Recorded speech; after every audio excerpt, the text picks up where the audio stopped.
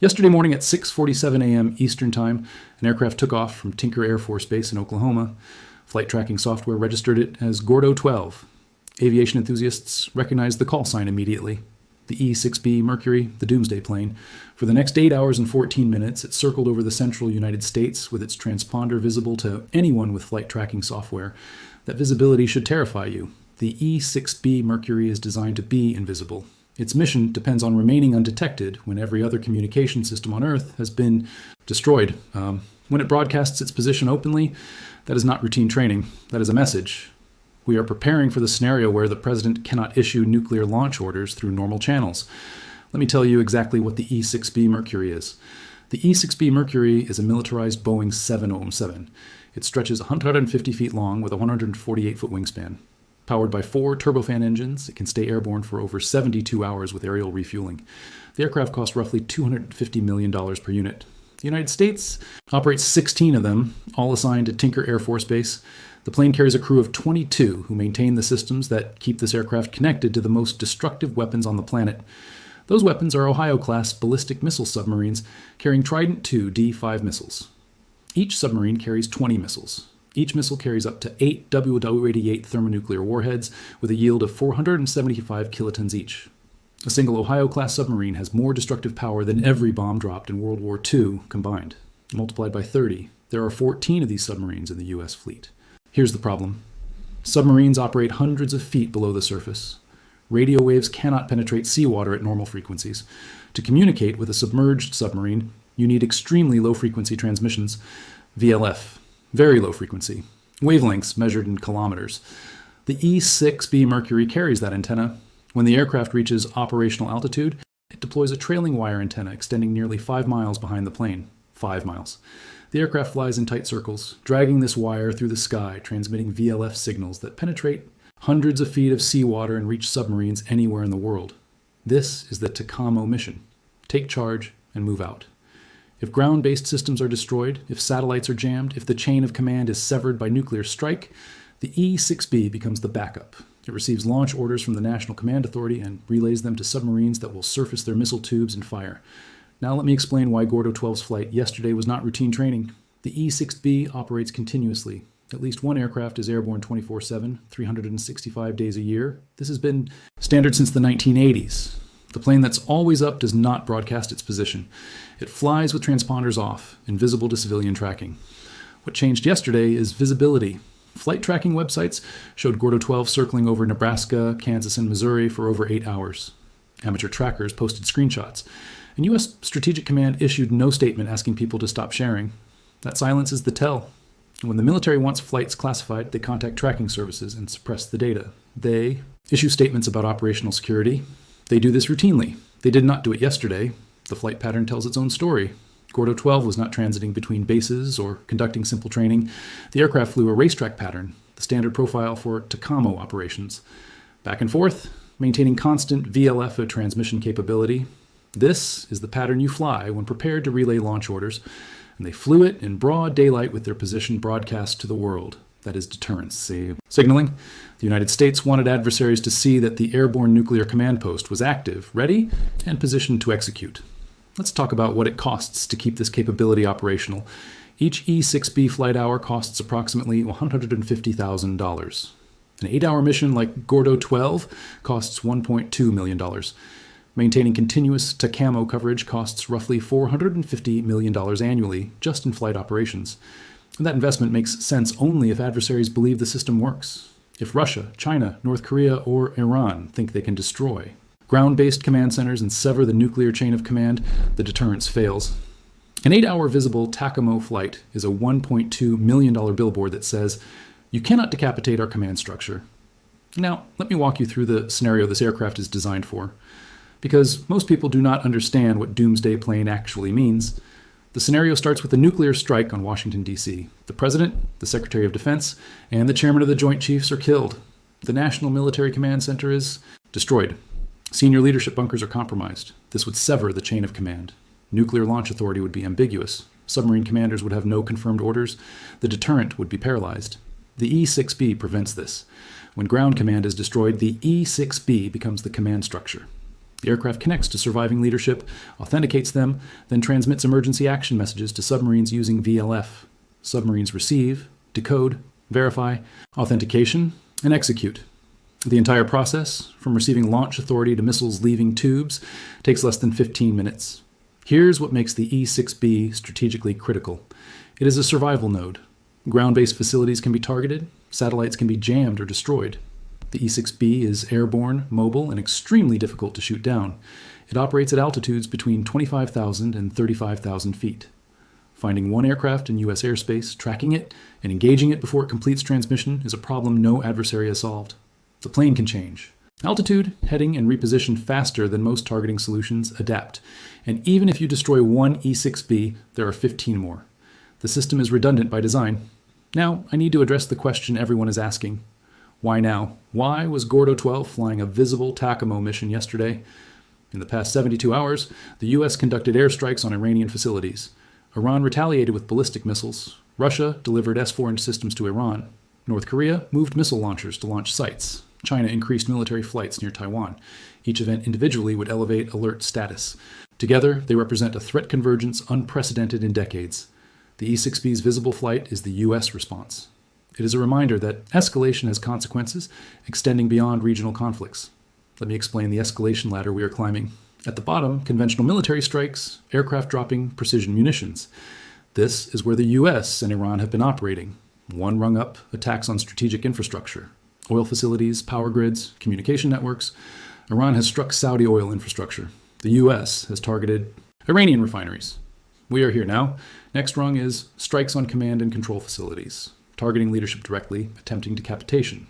This changes the calculus.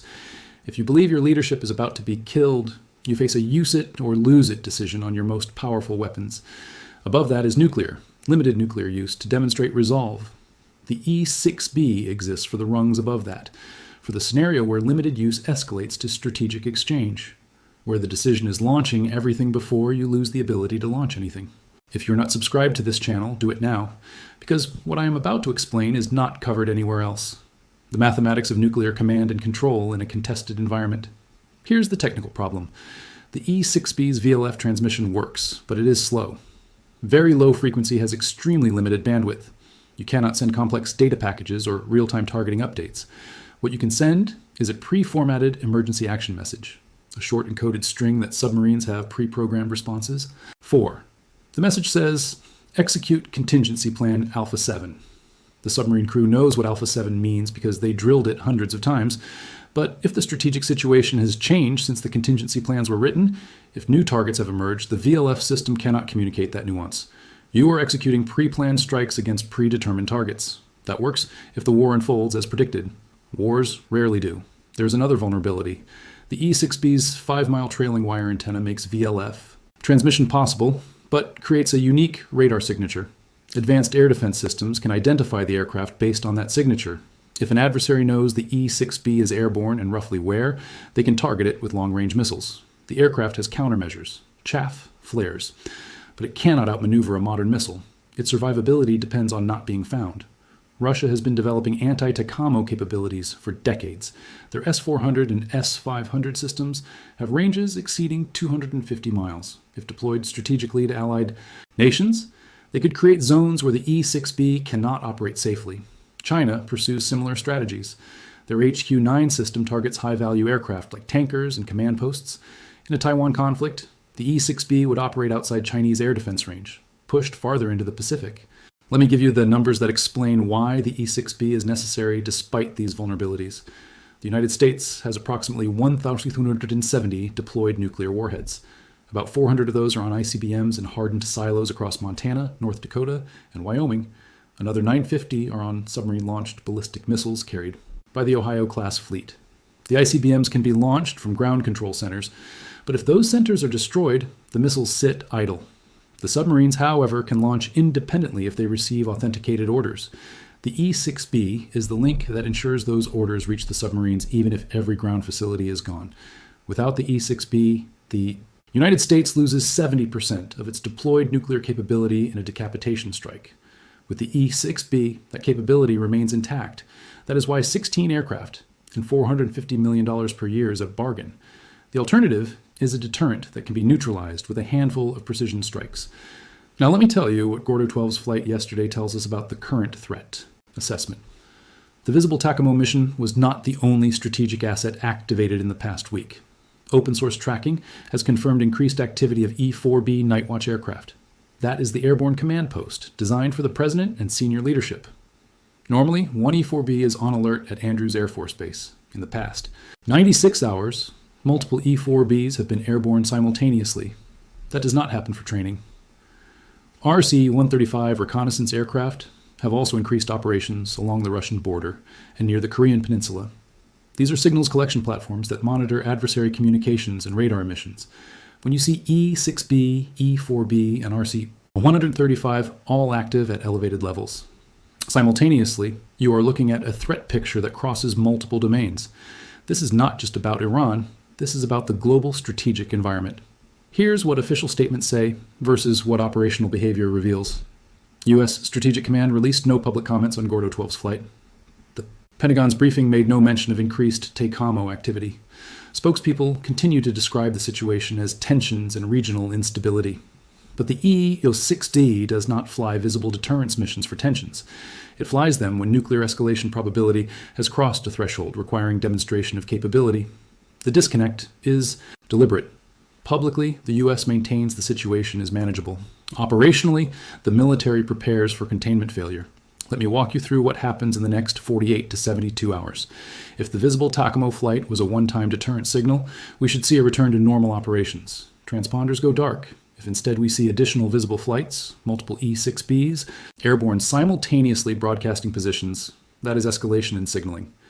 The threat level has not decreased. It has increased.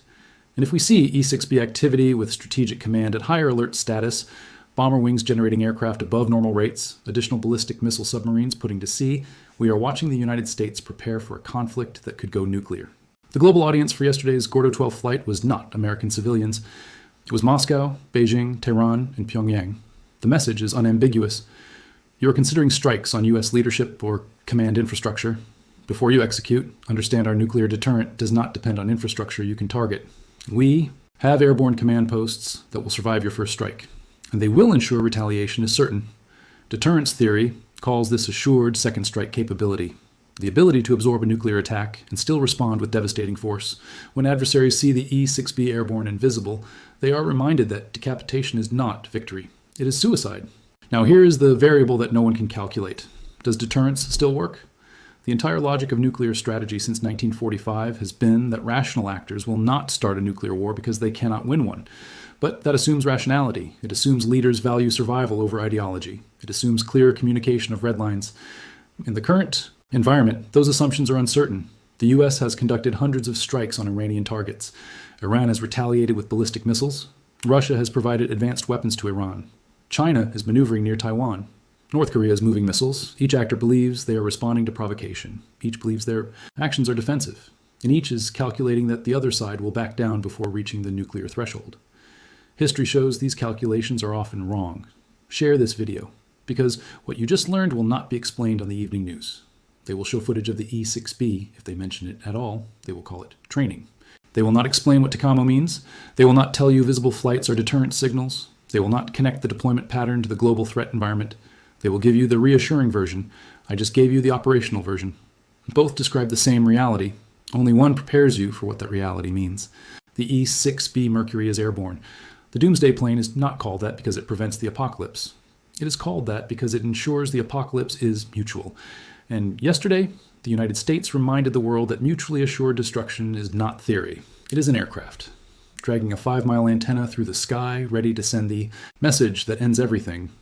Gordo 12 landed after 8 hours and 14 minutes. The question is whether the next one to take off will ever land at all.